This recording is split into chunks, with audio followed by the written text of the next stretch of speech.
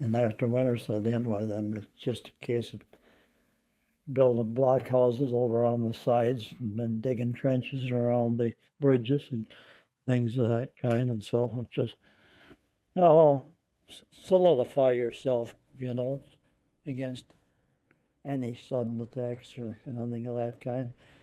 And there we sat for the winter. Yeah. We always looked at the rail wagons. There were some old blockhouses built there. The American Railway Police were there, and they did a lot of the building. So you left Archangel and went down to the railroad front. We went out to the railroad front, and we had boxcars there, and we had blockhouses there that the Americans had built for us to be in. The blockhouses was about an eight-sided building, and each side of that, in each one of them sides there was a loophole there to fire out through with the machine guns, and that's what we had to sleep in. We had pretty good sleeping quarters there. I'll tell you what we did though, towards winter times, we built blockhouses and then put machine guns in the blockhouses, see. They'd build in blockhouses and then they'd put fire lanes, they'd cut out fire lanes for several hundred feet, so that they'd have their machine guns, train them in fire lanes so that their Bolsheviks, their enemies, so they couldn't cross those fire lanes without them seeing them or something. We were in number 1 blockhouse. I was a machine gunner with a Vickers gun, and Harvey Mentier was the gunner for the Lewis gun. Our field of fire, of course, was very narrow, and then when we opened fire, why, of course, it was pretty nerve-wracking, of course, naturally, and we thought that when we could see them coming, that we would be overtaken or overcome, but. And they had a hold on the top of them, and they hit it on a post on the gun, see? And your second gunner that lay alongside you to watch your firing, because the first gunner couldn't always, although he had sights on his gun, he couldn't always see the range of his firing, and his second gunner always directed the firers to where it went, see?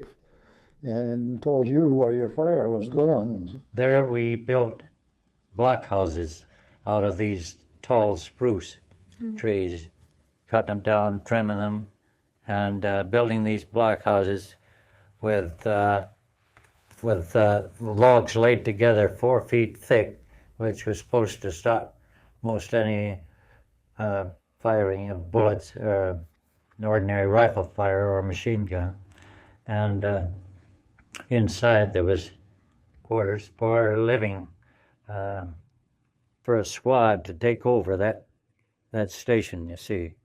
These were down along the railroad front on either side. There was, incidentally, there was the shell fire landing in around us, and even their accuracy with artillery was such that they could they could cause the British with their military mounted artillery to back up, because they apparently were very shrewd and well trained on their own artillery. This was the Bolsheviks firing on us. Well, that was done several times, of course. That's done right. You cut logs and lay them out in the swamp, one on the other, They had big piles of wood in there, and used for they burned wood in their locomotives at that time. So we used these piles of logs to make our blockhouses, and there'd be a pile of logs, maybe the size of a house, and inside there would be only room for a squad. So we had all of this extra there for sort of protection. So I picked out a spot what I thought was pretty safe, I was going to stay all night. And we had sandbags, a shed there. We had sandbags up halfway up and then all the way up, see? So I got under there. And I said, "Well, I'm safe here." I figured that even the shells wouldn't go through. See, we had that many sandbags on the first level, and maybe 2 or 3 sandbags above. See, I figured I was safe. Well, in the morning, 5 o'clock, they started to fire on us. See, and of course I was sleeping with all my clothes on, so I come out and I could see everything was going on. It was daylight, and this lieutenant and this top sergeant came out of this dugout, and he and the sergeant major came out, and a shell came down and killed them both. Yeah. About 150 feet from me when it happened. It wasn't anything like on the Western Front. And so, although we had artillery fire and all that sort of stuff preliminary, there'd be artillery barrages and stuff preliminary, but of course it wasn't nothing like it was on the Western Front or so. But No, we didn't encounter anything. But I'll tell you what, the artillery was going on over our heads. I don't know if you haven't been, but to hear a shell going over your heads, like an express train going. Just go. Then they had the windows up as properly. And they had dugouts of a sort there. The troops, they had a crowd of sort of headquarter troops there, And